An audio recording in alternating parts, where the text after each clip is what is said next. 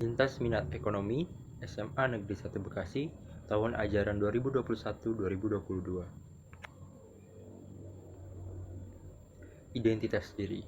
Pertama, perkenalkan, nama saya Yeskiel Andreas Morangkir dari kelas 10 MIPA 8, nomor absen 36, mata pelajaran Lintas Minat Ekonomi.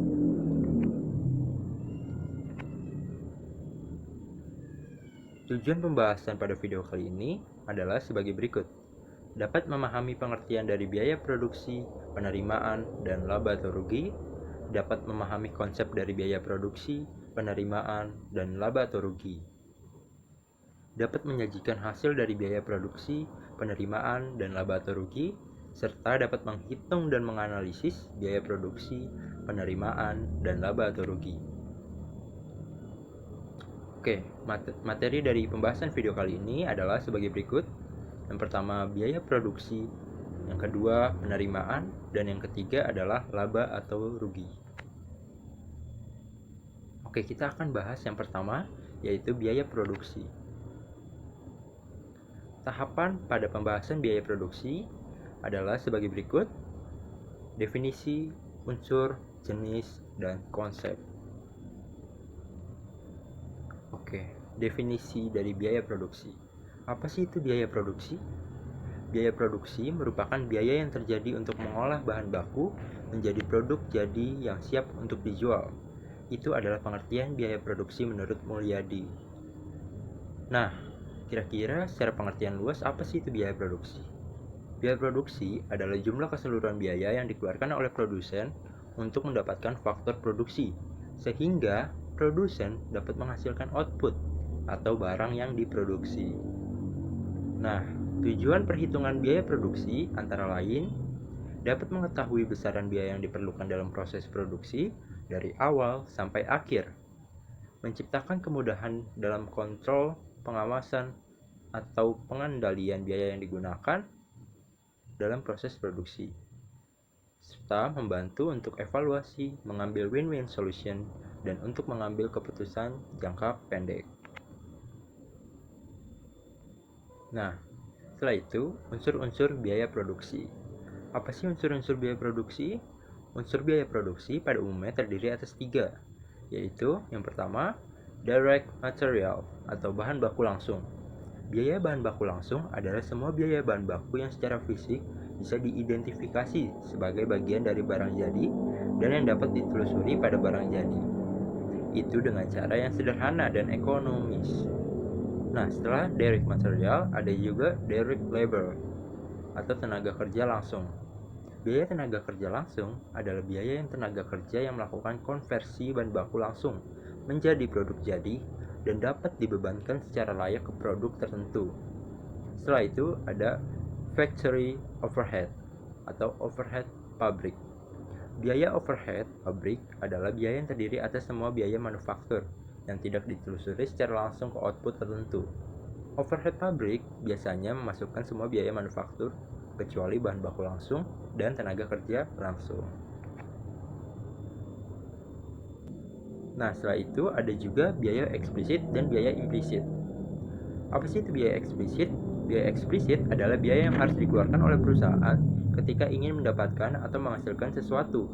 Biaya eksplisit pada dasarnya berupa pengeluaran-pengeluaran perusahaan yang berupa pembayaran dengan uang tunai untuk mendapatkan faktor-faktor produksi yang diperlukan untuk melakukan kegiatan produksi.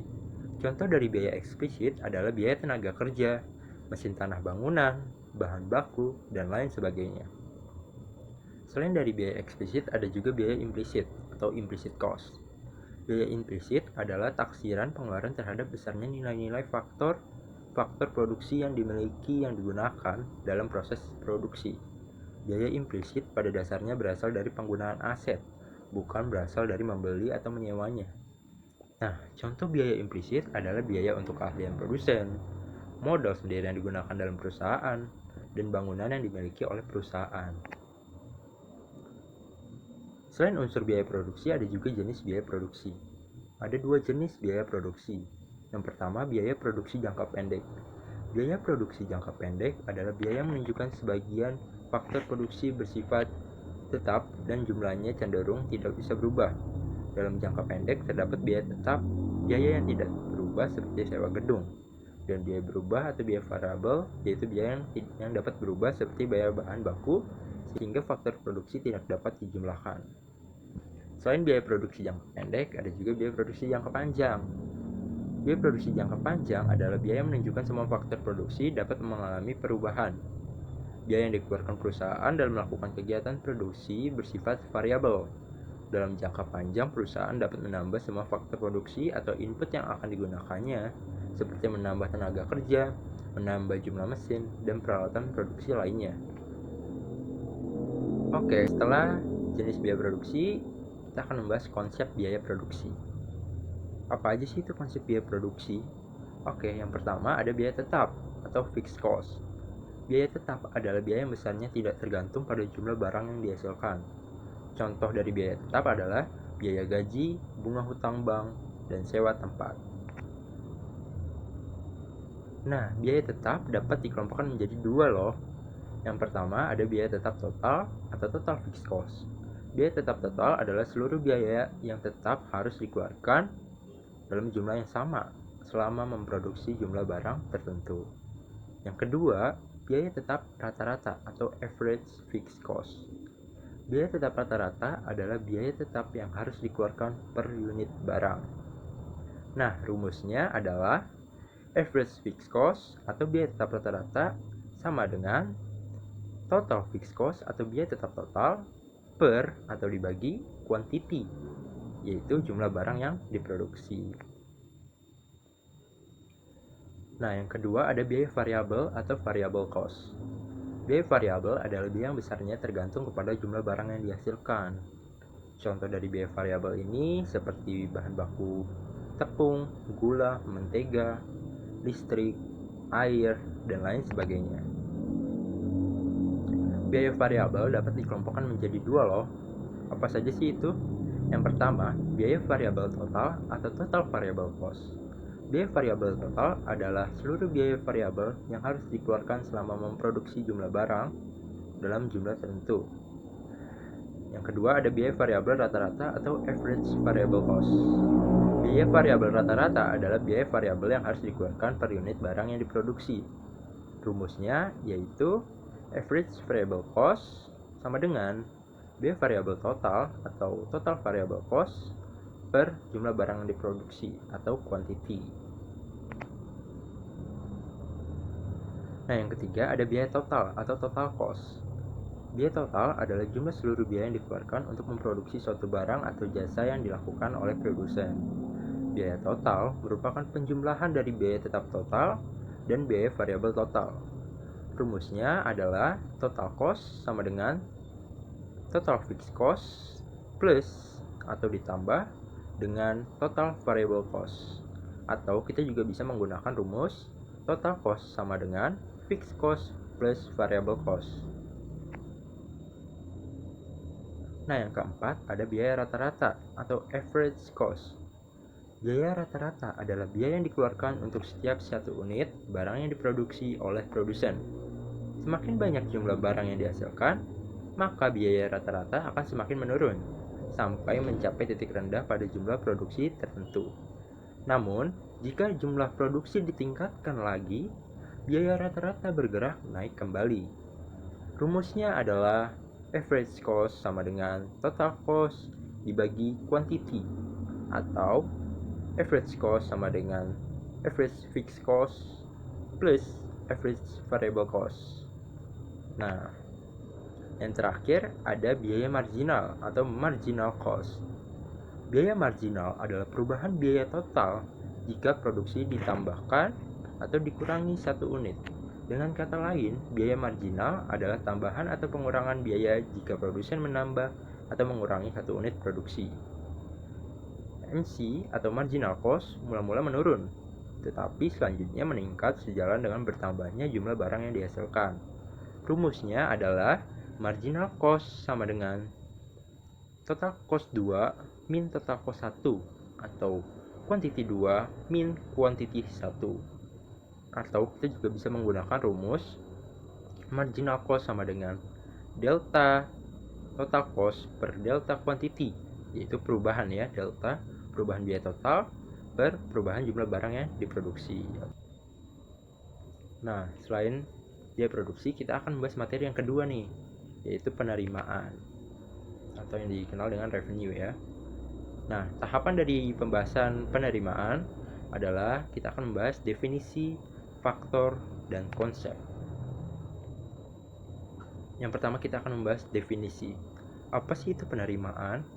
Menurut Theodorus M. Tuanakota, revenue atau penerimaan adalah hasil yang diperoleh perusahaan yang menjadi sumber utama kegiatan operasional perusahaan. Penerimaan atau revenue adalah semua penerimaan produsen, sejumlah uang yang didapatkan ketika melakukan aktivitas seperti penjualan barang atau jasa kepada konsumen. Hasil yang ditampilkan dalam laporan biasanya sudah dikurangi dengan retur atau diskon, sehingga revenue adalah penghasilan bersih yang diperoleh produsen dalam periode waktu tertentu. Contohnya, perusahaan A bergerak di bidang penjualan makanan, namun perusahaan A juga memiliki sejumlah saham di bidang usaha yang lain. Maka angka yang boleh dimasukkan ke dalam revenue hanyalah penghasilan yang diperoleh dari penjualan makanan tersebut. Keuntungan yang diperoleh dari investasi saham perusahaan A tidak termasuk ke dalam revenue. Selain itu, ada faktor yang mempengaruhi penerimaan. Ada beberapa faktor yang mempengaruhi penerimaan atau revenue. Faktor-faktor tersebut antara lain sebagai berikut. Hasil penjualan barang dan jasa utama sebuah perusahaan, suku bunga, nilai tukar mata uang, harga barang dan jasa yang dijual, variasi barang dan jasa yang ditawarkan kepada para konsumen, layanan return dan refund, pemberian diskon terhadap barang dan jasa yang dijual oleh perusahaan, promosi digital melalui website dan media sosial, dan traffic pengunjung di media sosial. Itulah faktor-faktor yang mempengaruhi penerimaan. Oke, yang ketiga kita akan membahas konsep penerimaan. Apa sih konsep penerimaan? Yang pertama, penerimaan total atau total revenue. Total revenue atau total penerimaan adalah pendapatan yang diterima produsen dari hasil penjualan produk selama periode tertentu. Total penerimaan pada dasarnya meliputi jumlah keseluruhan penerimaan yang dihitung dari hasil perkalian antar harga dan jumlah barang. Rumusnya adalah total revenue sama dengan price atau harga dikali quantity atau jumlah penjualan produk. Yang kedua, ada penerimaan marginal atau marginal revenue. Marginal revenue dapat diartikan sebagai kenaikan atau penurunan penerimaan total yang disebabkan karena adanya penambahan atau pengurangan penjumlahan sebanyak satu unit produk. Penerimaan marginal pada dasarnya konstan sesuai dengan tingkat harga karena disebabkan oleh harga tetap. Rumusnya adalah sebagai berikut. Marginal revenue sama dengan delta total revenue per delta quantity. Selain itu ada penerimaan rata-rata atau average revenue. Average revenue yaitu penerimaan atau pendapatan produsen per unit produksinya dari penjualan output. Average revenue pada dasarnya dapat dikatakan sama dengan harga produk itu sendiri. Nah, rumus dari penerimaan rata-rata atau average revenue adalah total revenue per quantity atau penerimaan total dibagi dengan jumlah penjualan produk. Atau kita juga bisa menggunakan rumus average revenue sama dengan price atau harga jual. Nah, kita akan memasuki materi yang terakhir, yaitu laba atau rugi. Tahapan pembahasan pada laba atau rugi ada dua loh. Yang pertama, definisi dan konsep. Oke, definisi. Profit atau laba merupakan keuntungan penjualan yang besarnya merupakan antara total penerimaan atau total revenue dengan total biaya produksi atau total cost. Kerugian merupakan selisih antara pendapatan dan beban yang harus ditanggung. Selisih tersebut bernilai negatif atau pendapatan lebih kecil dibandingkan dengan beban yang harus ditanggung. Tujuan perhitungan laba dan rugi adalah sebagai berikut. Memberikan informasi mengenai kondisi perusahaan, apakah memperoleh laba atau memperoleh rugi. Nah, selain itu, untuk mengetahui perkembangan usaha mengenai tingkat keberhasilan dalam menentukan besaran biaya, dan dapat juga membantu proses analisis usaha dalam menentukan langkah yang harus diambil di periode berikutnya. Oke, kita akan membahas konsep laba maksimum. Yang pertama, keuntungan atau kerugian. Laba adalah perbedaan antara total revenue dengan total cost. Jika total revenue lebih besar dari total cost, maka itu disebut laba atau untung. Jika total revenue lebih kecil dibanding dengan total cost, maka itu menyebabkan rugi. Nah, rumus dari keuntungan atau kerugian adalah total revenue min total cost atau total penerimaan dikurangi dengan total biaya. Nah, yang kedua ada break even point atau BEP. Break even point dapat diartikan yaitu titik impas atau titik pulang pokok atau tidak laba dan tidak rugi. Nah, laba normal diperoleh apabila total revenue sama dengan total cost. Sedangkan laba murni diperoleh apabila total revenue lebih besar dari total cost. Rumus dari break even point adalah sebagai berikut. Total revenue sama dengan total cost. Udah, itu aja rumusnya. Simpel kan?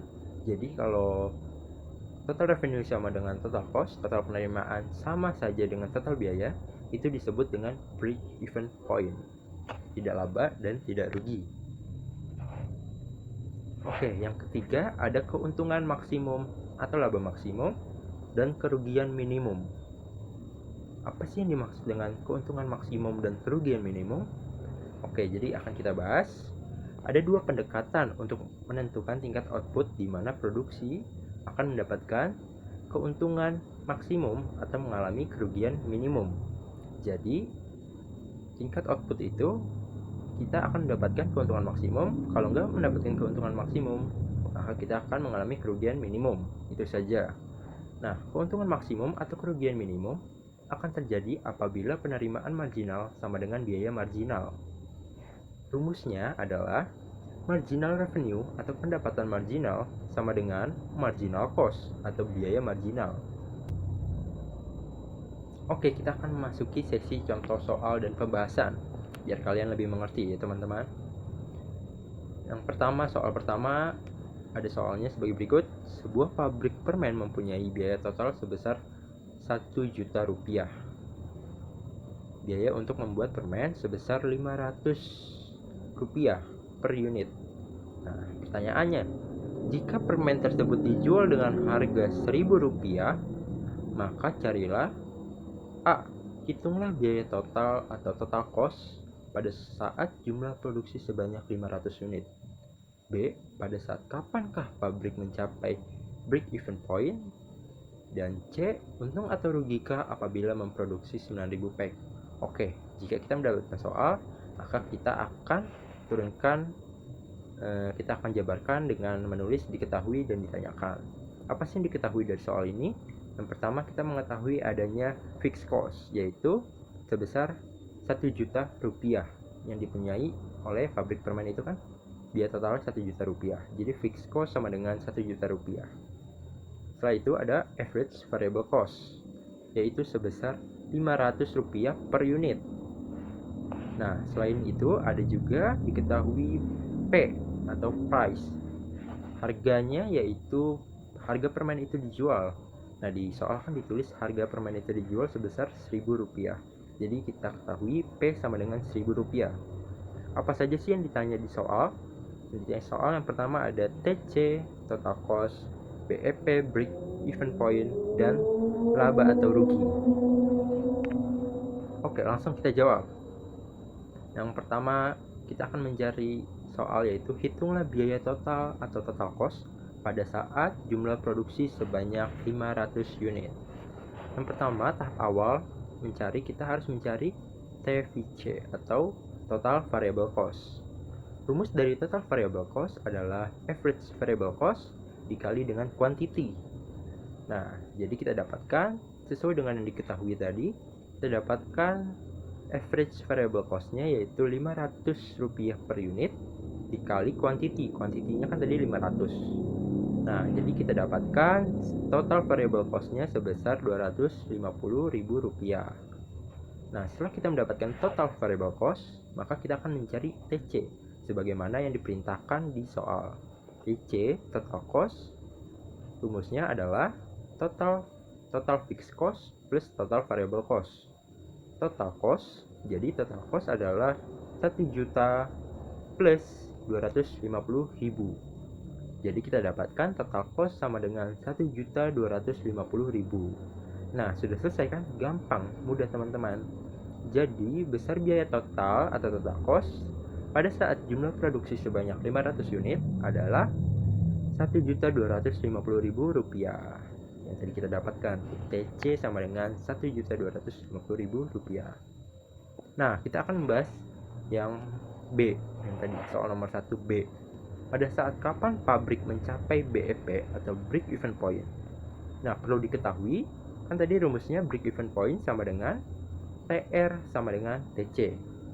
Nah, kita akan mencari BEP unit. Sebenarnya kita bisa mencari pakai rumus lain, tapi untuk lebih jelasnya kita harus mencari BEP unit dan BEP harga biar lebih simpel dilihatnya. Oke, BEP unit sama dengan fixed cost per price atau harga min average variable cost. Jadi kita dapatkan sesuai dengan diketahui tadi, fixed cost-nya itu 1 juta rupiah dibagi dengan 1000, setelah itu min 500. Jadi 1 juta dibagi dengan 1000 min 500, 1000 min 500 sama dengan 500. Kita dapatkan 1 juta per 500. 1 juta dibagi 500, 2000. Nah, jadi BP unitnya adalah 2000. Setelah kita mendapatkan BP unit, kita harus mencari BP harga. Gimana sih cara mencari BP harga? Nah, di sini sudah ditulis yaitu BP harga sama dengan BEP unit dikali P. BP unitnya tadi 2000, P-nya itu 1000. Jadinya BP unit dikali price 2000 dikali 1000 sama dengan 2 juta. Jadi BP harganya sebesar 2 juta.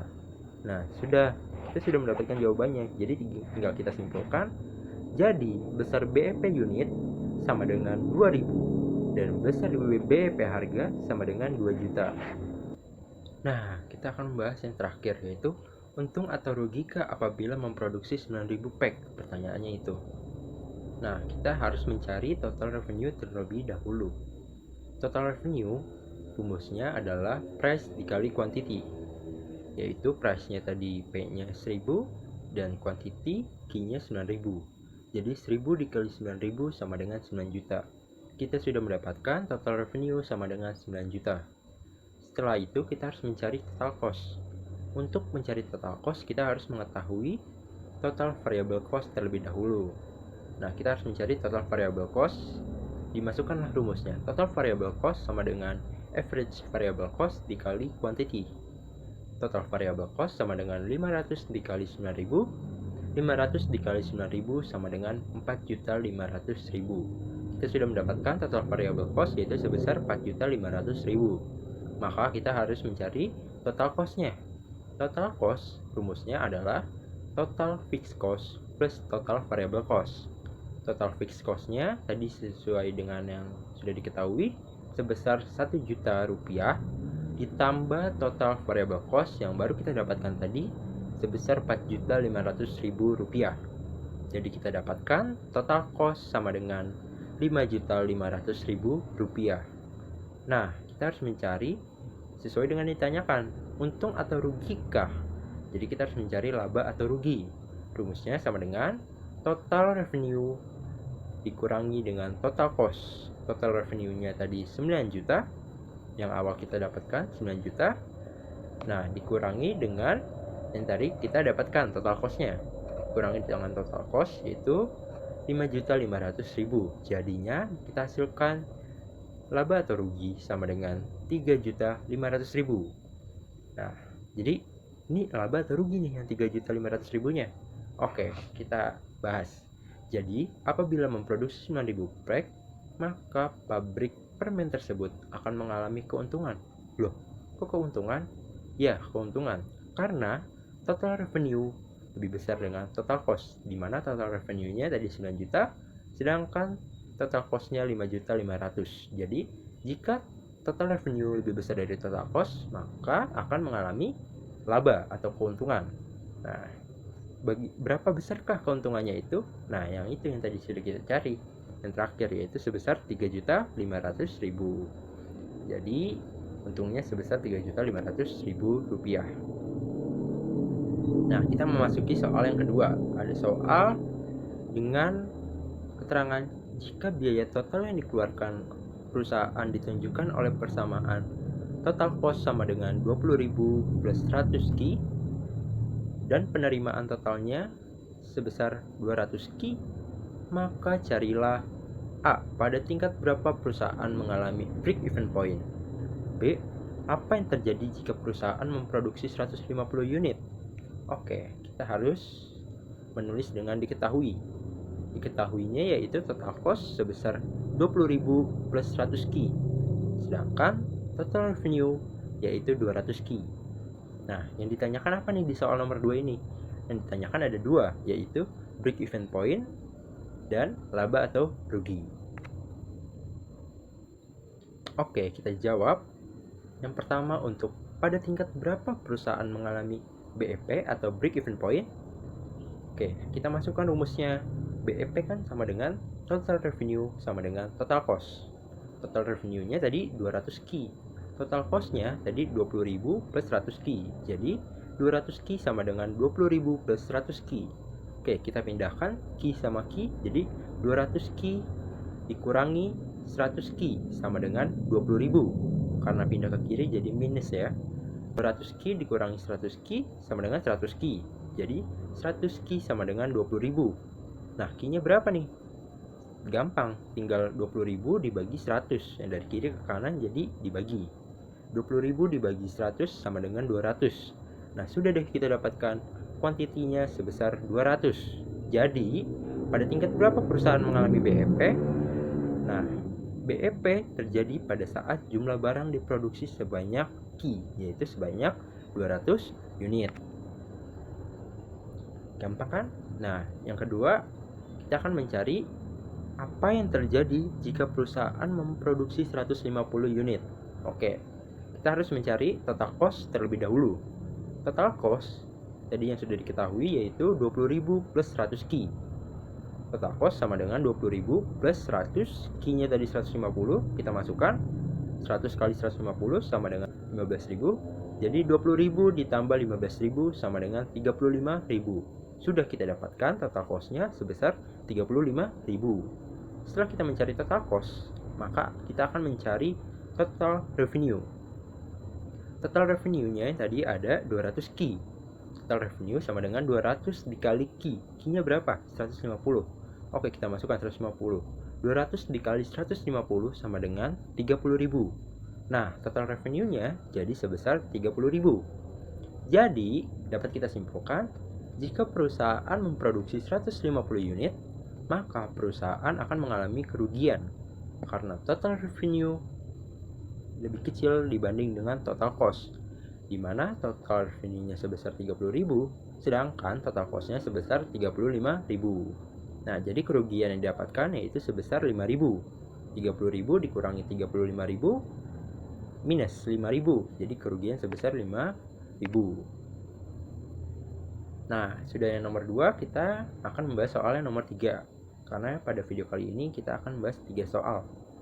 Soal nomor 3 yaitu seorang pedagang mie ayam diketahui harus mengeluarkan biaya variabel sebesar Rp5.000 per porsi dan biaya tetap sebesar Rp700.000 per bulan.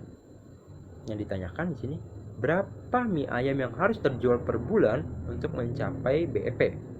Jika harga jual mie ayam per porsi adalah Rp10.000. Oke, jadi kita harus menulis dengan diketahui, ditanya, lalu jawab. Diketahui, variabel cost-nya tadi sebesar Rp5.000 per porsi. Total fixed cost-nya sebesar Rp700.000 per bulan. Sedangkan P-nya sebesar Rp10.000 per porsi. Oke, kita masukkan rumus BEP, break even point. yaitu total revenue sama dengan total cost. Total revenue-nya rumusnya adalah P dikali Q. Sedangkan total cost rumusnya total variable cost ditambah dengan total fixed cost. Jadi kita masukkan lagi P dikali Q sama dengan TVC-nya, total variable cost, kan itu kan rumusnya Q kali variable cost. Jadi P kali Q sama dengan Q kali variable cost ditambah total fixed cost. Jadi kita dapatkan 10.000 dikali Q sama dengan Q kali 5.000 ditambah 700.000. 10.000 Q sama dengan 5.000 Q ditambah 700.000. Q sama Q, jadi kita harus satukan, pindah ruas, yang dari kanan ke kiri jadinya min, dikurang 10.000 Q dikurang 5.000 Q sama dengan 700.000. 10.000 dikurang 5.000 sama dengan 5.000, jadi 5.000 Q sama dengan 700.000. Q sama dengan 700.000 per 5.000. Q sama dengan 140. Nah, jadi kita mendapatkan Q-nya itu sebesar 140.